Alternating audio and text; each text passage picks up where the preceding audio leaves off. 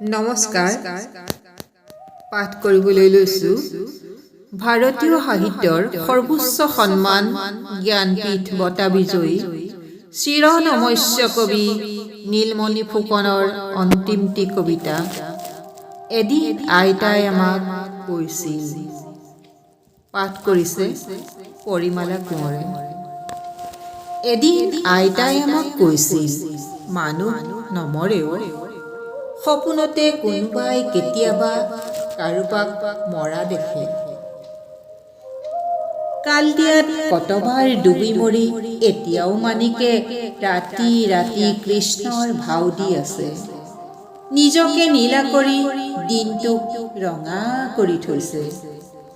দিনকণাবোৰৰ কাৰণে ক'ত থৈ গ'ল আইতাই গোমা গধূলিৰ সেই উৰি ফুৰা মায়াবী হাঁহিটো, বসন্তৰ এটুপি লুণীয়া চকুলো। আমি বছেৰাহতে আজিও নাজানো।